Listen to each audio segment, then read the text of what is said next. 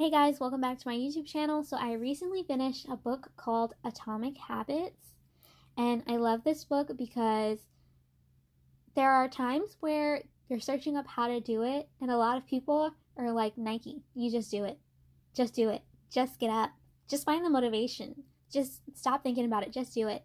And sometimes that I find that very helpful. It gives me a lot of motivation to do the thing in the moment. But in terms of making a habit that's long term, that's long lasting, that I love, that's turning me into the person that I want to be, I thought this book was amazing at giving some strategies that I can implement every day and really get what I want done. So I'm going to go over some of the notes that I took. I'm going to split it up into multiple videos because I don't want it to be a lot in one video. So we're going to start with my first page of notes. And the book kind of starts off talking about that there are 4 laws of behavioral change. And for each one, you can switch it for a good habit or a bad habit. So there's cue, craving, response, and reward. And for a good habit, that will be making it obvious, attractive, easy, or satisfying. For a bad habit, that would be making it invisible, unattractive, difficult, and unsatisfying. One thing that the author talked about that I loved was the fact that humans are still animals. I feel like we forget that. I feel like I forgot that. I forgot that for sure. That we're still animals and there are certain things that we have evolved to do over time because it meant our survival. And there is a part of the human experience that's still very much a primitive experience. And so in the example of we used to go out and forage and food, yes, used to be more scarce, that then means that your energy is very precious and more scarce. And a lot of us now live in an environment where things seem more abundant and never ending. And so I feel like people kind of get this attitude of, again, just do it. It's not that hard, all that stuff. But when you take into account how you have evolved, which is energy is precious, so maybe I should make it easier for me to do the thing.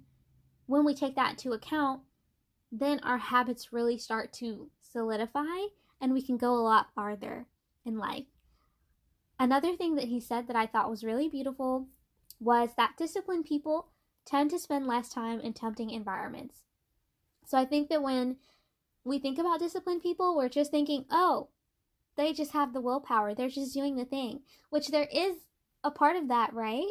So in the example of someone who says, I don't want to go to parties anymore because every time I go to parties, I drink too much. There is a discipline in saying no to the invitation to a party. But there's also an even greater discipline in making sure that you're setting yourself up for success in the first place. So I think a bad example of this would be going to the party, saying yes to the invitation, and then trying to be disciplined in an environment where the temptation is all in your face. So again, when you say no to the invitation up front, not only are you making it easier for yourself to say no to the alcohol and things like that, but you're also making the bad habit, the alcohol, the drinking, invisible to you because you don't see it, you're not tempted by it. The next thing the book talked about was habit calling / point and call system. So this is about speaking your habits out loud and talking about why a habit is good for you or why it's bad for you, especially in the long term. Because a bad habit, oftentimes we do them because it feels good in the moment, like eating something that we're not supposed to, or not studying and procrastinating, and it feels better to watch Netflix or do whatever. So if you can take the time, if you can at least have the discipline to say out loud, I am doing this and it's not good for me because I'm procrastinating and I know I have an assignment due in 2 weeks and I know what happens when I procrastinate. I end up staying up all night. I don't get any sleep. I know that sleep is bad for you, and you just keep going, keep going, keep going. Like sleep is bad for my immune system, whatever you want to add in there. Say that out loud, and then I feel like it brings you back into realism. It brings things back into perspective, and it makes the thing that you're doing in the moment much more unattractive. And I feel like I've started to do this, and I've done the bad habits that I don't like less and less. And when I am doing them, I almost have an anxiousness about me that I can't sit and do it for too long if I am, because it's like I know so well, I've really internalized the consequences of what I'm doing. The next thing that he talked about was a habit scorecard. And this is making a list of your daily habits, whether they are good, bad, or neutral. So positive sign, negative sign, or an equal sign. And I thought this was really great because we're going to talk about it in other videos, but there are ways that you can incorporate this into other strategies, but also it's just a good way to evaluate yourself. What are you doing that's good that you want to keep? What are you doing that's bad that you want to get rid of? And what are you doing that's neutral? And then now that you're aware, you can start doing the habit calling.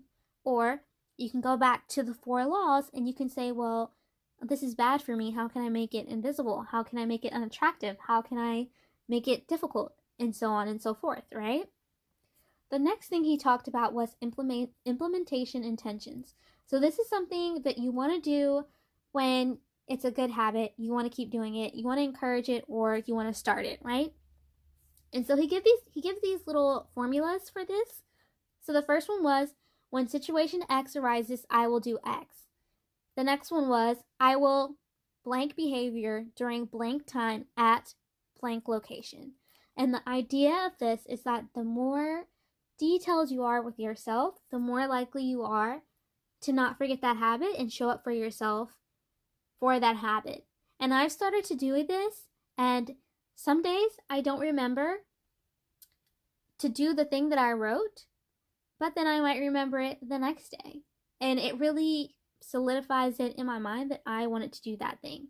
So some other things that you can add into this to make it as detailed as you need it, depending on what the habit is. You can add, what route will you take? What time will you do it? How will you do it? Where will you be when you'll do it?